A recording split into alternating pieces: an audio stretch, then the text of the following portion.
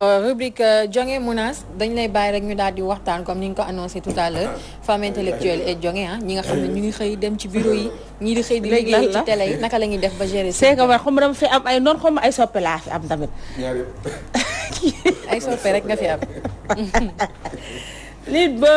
waaw kay xati Salma waaw yow taal bi sëñ Saalu bi Fatou Ka xam nga liñ naan ku ma ñaagal ku ma ñaanal moo ma gën ku ma ñaagal wax ju leer la xam nga jigéen yi nga xamante ne ay femmes célébrité lañu danoo sonn ci seen ëttu sëyukaay donc sonn bi ñu sonn mooy da ngay gis koo xamante ni sax day nekk ci télé ba am 40 ans doo dégg alxayri lan moo koy waral mooy ñu leen di dàkkantale wax ju bon wax ju ñaaw wax ju salte femmes célébrité yi duñu ay sëykat boo leen takkee duñu de sëyal parce que dañoo matérialiste je pèse bien mes mots mën naa say wax ak yéen je lan. Charles. Non, c'est pas je pèse bien mes mots de. Non, je pèse. Pèse, pas pèse. Non, je pèse bien mes mots. Charles man damaa bëgg mu dàq ma. la day demee au feeling. Charles laa bëgg mu dàq ma léegi. Non, yow sama démission dañu koy bindee. ah bu nga bindal ma ko. ndax man daa nekk ak man rek mais man bëgguma quoi tamit. man xam naa ne bëgguma. dafa war a xam ne man artiste comédienne laa quoi. mais su ma nekkee sama rubrique te comédie ma ci daam sens quand même. Mais c'est pas je pèse bien mes mots. sama yoon nekku ci yow lee tax ñu lay mënate nga naan bëgguma ay mënat mais dinañ la mënat dañ la këccët waaye ba dama lay këccët en direct laa lay këccët. ay je Mounass. comme ça gars yi respecter le plateau bi waaye s'il te plaît. waaw vraiment vraiment. toi aussi quand même. ah parce que nit ki waroon nekk Salma joxe na téléphone bi. Chadiane yow kii da nga ko yemalewul quoi. kii ay ca Mounass continue. Chadiane da nga calme mais Chadiane kii li mu wax nii yëpp am doole. dañ lay pétti ba wala da nga am loo koy pare. Aliou Sow sa temps dañ la bàyyi nga liggéey bàyyi Mounass mu liggéey Mounass liggéeyam. je pèse quoi je pèse. Fatou Ka. Fatou Ka dafa am loo xamante ni. Sénégalais dañ cee war a bàyyi xel. gis nga doom ju baax. ak yaay ju baax. nit yow en tant que femme yaa koy sàkkul sa bopp. nekkul ci ak télé laay liggéeyee wala ci bureau laa nekk. wala intellectuel laa. non demeewul noonu ku ci nekk nee nañ yaay ju baax mooy jur doom ju baax ca kaw nga bëgg ko. gis nga bu fekkee ne tey ji ab sëyit nga ñu muur la teg la ci géew da nga naan génn sa yaay ubbi ñaari tànkam nga jaar ci suuf daal di xas. daal ni fi may dem fas yéene naa faa jur waliyu kër gii may dem. fas yéene naa faa toog ba seey dafa am ñoo xam ne dañuy seeti waaye dafa am ñoo xam ne dañuy sëyi pour nga xam ne femme célébrité et pourtant danoo jonge te ay sëykat lan daanaan kulli fadlin lan am na ñoo xamante ne nekkuñu ci télé yi rek naan ñoom man lan la ñu teg liggéeykatu télé yow toujours dañuy defe ne da ngay fo wala da ngay caaxaan bul ko takk yow booy sama booy bëgg dem ko waaj a labat di télé la nekk nga gis kenn moo fay nekk ku mel ni Aliou Sow ñu ne boo ko ñeme nga koo takk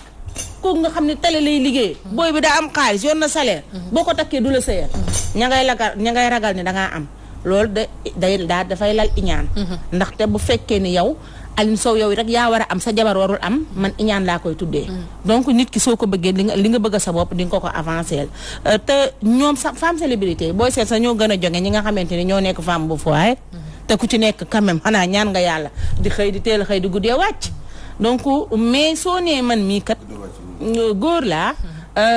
góor laa mais du ma takk ki nga xamante ne femme célébrité la dafay nekk lu doy waar jamono bi dafa toll foo xamante ne loo bañ sa morom nangu ko loo bañ rek sa morom nangu ko am na ñoo xam ne xale yu pare yi nekk ci télé di sàjj moo leen neex ndax xale yi dañoo jonge pire la ñuy sol dañ koy caché dañuy defar seeni bopp seeni lèvre day toqi xale yu féroce ñoo ci nekk jigéen bi nga xamante ni day liggéey ci télé boo ko takkee dina la këccati di la solal ay 2 pièces sa xol di sedd waaye bu fekkee nag yow amoo jabar joo xamante ni dalay log loo def yaa ko tooy dégg nga nanu bàyyi femme célébrité yi ay jeeg lañ ay sëykat lañ ay faaris lañ dañuy togg ci mbana di yàq ci bool yi mën la ñuy def macha allah. togguñ ci mbana de. bien sûr waaw kër gu mag ba fa nekkee ci mbana ngay takk. ci mbana ngay togg. ci mbana non si xam nga bu fekkee ni bul calculer man ak yow ak papa yaay doom non du kër yëpp a nekk papa yaay doom. am na ñoo xamante ne yaay day ñëw maam mbokk xam nga. keneen bokk. donc ñooñu nag dañuy sajj. boo xam ne papa célébrité la te deful papa yaay doom boo xam si kenn. am na wallaahi am na. non am na am pagaay am na ñoo xamante ne ay célébrité lañ. ñoo ngi fit et pourtant kër yu mag la ñu nekk. mais am nga jour am nga jour boo xamante ni dimanche la. waaw mais man ci thème bi. dafa am loo xam ne dama ciy bëgg kii Mounass. man dama xam nga nit xam nga ku mëttu fit nga. jot waaw wala di. waaw dëgg booy xoolaat célébrité yi muy góor di jigéen ñu ci bare seen sëy du yàgg. xaw ma ndax xool ngeen ko dañ koy xool nii rek ñu ci bare sëy maanaam seen foyer day yàqu duñu ou bien duñu former foyer non c'est que xaw ma lan la nag xaw ma lan moo koy de non man dugguma ci affaire bi. déjà il faut ñu def constat boobu. voilà loolu laa lay wax constat boobu loolu dafa am c'est-à-dire mënoo ko bañ xoolal sa yow tey ji bu ñu doon toogoon fi léegi di compter ay célébrité bu ñu jëlee fukki célébrité juróom-ñaar yi seen sëy dafa yàqu muy jigéen di góor c'est que loolu nag noonu la demee célébrité dafa mel ni dafa am benn affaire boo xam ne dafa mel ni dafa fiir dëgg la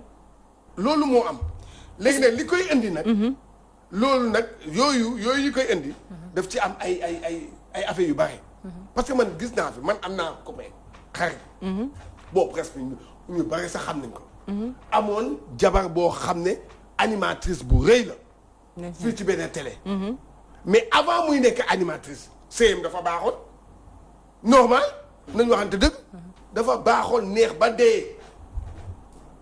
ba ñu am ci doom mu neex mais une fois que femme bi dem ba nekk au devant de la scène nangam sëy ba yàqu. waajee jongewul.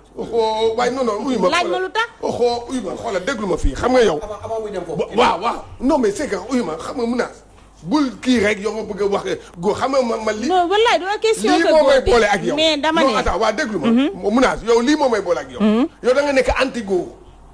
jërëjëf yow anti góor nga. li nga ma seede ci kanamu Sénégal àdduna yëpp ak ma te naa ko wax ceer naa ko ko. alors man je pense que Mounass attaqué wul sax mais c'est-à-dire nag attaqué bu man cadre mbëggeel laa doon waxee mu dog ma. non constat boo xamante ne dafa am dañ ciy teg suñuy bët souvent mooy da ngay gis góor ak jigéen ñu nekk couple boo xamante ne nii ku jigéen ki célébrité la wala ku góor ki célébrité la mais ñi nga xamante ne mooy nit ñi nekk daal ñi leen wër da nga naan carrément lan moo tax ngay sëyax kii wala lan moo tax ngay génn kii parce que télé lay liggéey muy kër ci di kaneen ak kaneen loolu dafa nekk ci kaa góor nekk ci kaa jigéen média yi dañoo def avancement boo xamante ni tey jii nii intéressé tuñu si sëy yi nga xamante ni ñu ngi marché normalement ci célébrité yi mais ku tas rek dañ koy jël def ko buzz boo xamante ni moo tax ñu bëri foog ne gars yi du ñu sëy parce que tey jii nii su ma jëlee exemple man dafa am couple boo xamante ni dama leen di jël exemple souvent Daba Seye ak borom këram mais ñoom ñaar foo dégg Daba Seye Mor Mané kooku mi ngi sëy bu rafet ak ki nga xamante mooy borom këram depuis ñu xam Daba Seye ci mu nekk artiste borom këram boobu lañ ko xamee et du moom rek mooy exemple am na ñeneen ak ñeneen ay jeunes couple aussi yoo xamante nii ñu ngi nekk ci seen sëy normal te pourtant nit ñi du ñu fësal médias yi sax laay wax du ñu fësal loolu mais ñiy tas li ñuy gën a fësal moo tax nit ñi di jàpp ne célébrité yi du ñu sëy et pourtant ay sëykat lañ muy góor comme muy jigéen ay ñu ngi sëy seen sëy normal waaw mais dañuy généraliser Aliou Sow dañuy faral di généraliser di wax célébrité yi duñu sëykat voilà xam nga ko jël sa seykare daal di koy weer ca penc ma yaa weer sa bopp ñoom ñi nga xam ne dañuy takk di tas ñoo weer seen bopp no xaaral Mounass man xam nga yow nag yow yaa ngi may bëgg a dugal man li nga wax dafa leer non man li ma wax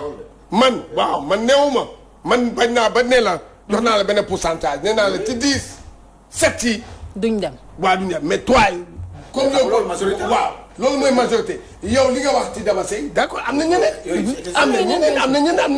mais li ci ëpp laa wax li ci ëpp célébrité yi xoolal fii Daba Seye sax dafay ndaw da ngay jël ci suñu yaay ki ne laam jël ci suñu yaay Soda Mama ñooñu ay référence lan donc te bañ toogee ba tey jóguñu te danoo jonge pire waaw d'accord oui ma affaire bi ci biir du ay man gëw ma ne ay affaire wu jonge la yaa am na li kii wax loo xam dafa am solo mooy influence environnemental ci environnement ci kii bi maanaam ci kër gi ci say xarit yi ci say nit ñi dafa am benn influence foofu boo xam ne ñoom ñoo lay kilo man exemple bi ma lay jox loolu la dafa am influence. influence mais daa am influence mais yow en tant que jigéen wala en tant que góor est-ce que war nga nangu ba nit ñëw sa territoire di la influence si sa jabar. quand même wala si sa jëkkër. est-ce que war nga nangu loolu en tant que góor. maxu. waroo nangu loolu. tey jii si Adja Kiné Lam ñu koy nuyu ak ki xam mooy Daba Sey mais ñoom ñaar ñëpp ku si nekk tamit da nga jël sa jëkkër def ko manager c'est-à-dire yàgg sa jëkkër yi fu ngeen andem yéenay ànd bokk la tey ji ki xam tey ji sa jëkkër ay def leneen nga defi leneen yow nga bëgg ko tàggu ni damay dem Bercy suba damay dem fële gannaaw suba nga damay dem Dubaï ak yooyu wala damay dem Maroc et bon ça dépend si nag lan ban genre la parce que aussi tamit ça dépend si fu mu la fekk ba tàkk la ça dépend si naka la dem parce que am na ñoo xam tamit dañ lay seen télé bi xemem la tàkk la c'est pour un instant am na ñoo xam également tamit dañ lay sayal ba commencé génn télé comme ni ko kii waxee mais après ñu gis ay yeneen tentation ñu leen di dig yeneen affaires yi nga xam te yi ñu xeeb seen jëkk bàyyi leen fa donc kon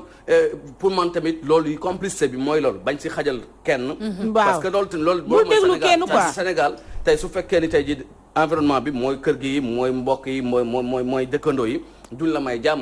yow da nga ko bàyyi mu tukki da nga ko bàyyi yow joxe exemple feneen xel la mais day tukki loolu complicité boobu tànkam amul si loolu waaw mais ku góor ki bu gàttee xel sa sëyam ak jabaram xam nga lu tax duñu yàgg parce que bu fekkee yaa ngi liggéey télé di nga am ay avancement yoo xamante ne sa jëkkër amu ko jalousie day daal di ñëw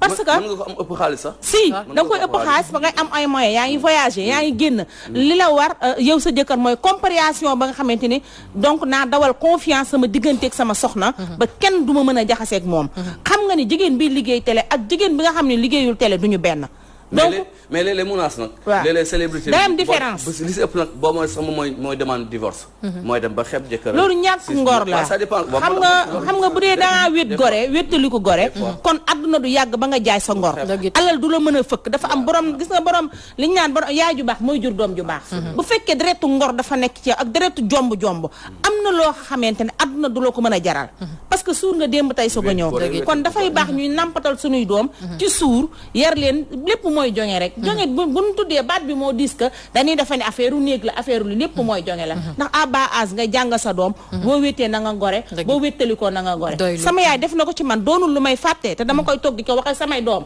kon su ma demee ba avancé am alal nekk milliardaire sama jëkkër nekk benn mécanicien ma dem ba ne naa ko wor kon bu ma xalaatee ni sama yaay dane ma woon boo amee goreel boo wéttalikoo goreel loolu day ñëw ci man su ko defee da ngay toog sëy te yàlla tax mais bul jaay folie de grandeur que star la léegi lii laa donc damay tas sama sëy parce que fii star amul benn star moo am mooy Seydina Mouhamed donc dafa am loo xamante ni dafa jot nanu sëy roy suñu yaay def suñuy parents yi ay référence te ñu bàyyi yàq der bi ñuy yàq jigéen ñi nga xam ay artiste lañ ay femme célébrité lañ ñooñu nekkul ni que dañuy toog fii ci télé bi rek duñu ay sëykat lu tax ngay sëy ak booy bi boo ko takkee subaa day tas mais amal jom yow moom amal jom nga rusloo leen sëyal sa jëkkër ba dee c'est-à-dire bàyyiwuñu looy doyee sa jabar ji wala looy doyee sa jëkkër ji yaa problème maxu la preuve nga baal ma saw plan la preuve ba tey rek damay jël exemple tey jii ni ku mel ni couple Ndeye Gueye ak Papa Boy Djiné amul lu ñu leen dul waxal ci réseaux sociaux yi lan moo tax Ndeye Gueye di sëy ak Papa Boy Djiné mais lan la c'est quoi le problème lan moo am ci kooku ba warul sëy ak moom xeebaate moo gën mooy nekk di taxawaalu di dugg ci barrière yu mel noonu il faut que les gens arrêtent Aliou Sow xam nga aussi j'aime bien les anecdotes parce que moo lay jox à peu près une idée. Absolument. Moi je vous dis il y a quelques années. à peu près 20 ans. mus naa jël benn couple. waykat bu jigéen. ak jëkkëram. ma jël leen di leen yóbbu en région enfin banlieue parisienne. doo waxee tur bi dañuy xam quoi. xam nga jëlee leen Paris leen yóbbu. à peu près à 50 kilomètres quoi comme fii ak ay Diamniadio wala yooyu parce que samay dëkkandoo ay xarit lañu quoi ñu xamante ak yooyu ma leen yóbbu ci biir oto bi ma dégg ay wax entre jëkkër ak jabar mais bi ma dellusee dama ne sama yaay diw jëkkër ji ni muy waxee ak moom yaay lii billaay wallaay taala lii mënul continuer ndaw si dina ko bàyyi dama xamul nag kañ lay doon waaye dina ko bàyyi billahi wallahi taala bàyyi na ko waa ju baax nag waa ju baax waa ju baax mais ni mu doon waxee kenn jëkkër du kii jabaram du loolu li ñu koy wax de non kii quoi quand on se dévoue vis-à-vis de sa femme se dévouer quoi moom mooy nga kii ànd ak sa nga comme jëkkër comme jabar nu muy kiyee jëkkëram nu muy tarbiyu jëkkër du tarbiyu jabar jëkkër du tarbi jabar moo war a tarbiyu jëkkër te jabar boo amee chance sax jëkkër di la mel ne lu lay tarbiyu war nga mën a amaat tuuti xel parce que yow célébré que war nga amaat tuuti xel wàññi sa bopp mais su ma gisoon wax yi échange yi ci biir oto bi j'ai compris que ni lii du ma sa continuer et je l'ai dit à ma mère bi ma dellu see ci biir ay waxtaan parce que gis naa ni ko ndaw si doon tontoo ak waa ji ni mu doon courber l'échine et tas nañ waa ji mos na ma may ndomb sax ndeysaan pour protéger waa ju baax Djiby Dramé ak maman chérie kan moo xam turam man de xaw ma ko ma aussi maman chérie dina dem tournée Djiby dina dem tournée maman chérie des tout le temps la ñuy ànd ñoom tournée donc parce que maman chérie day dem Mali malienne am na ay parents Mali donc kon dafay dem Mali souvent confiance foofu ay tournée kon confiance boobu ak complicité boobu également tamit voilà environnement dafa am solo bon en tout cas problème du question ay jonge ay nangam non du foofu de la bàyyi problème bi xam nga fan la nekk ci environnement bi la du la bàyyi wax yi ngay dégg ou bien yow comme xam nga sax Alisson nee na moom bu xoolee nit dina xam ndax changé na wala changé wul mais dëgg la nit boo yokkoo day feeñ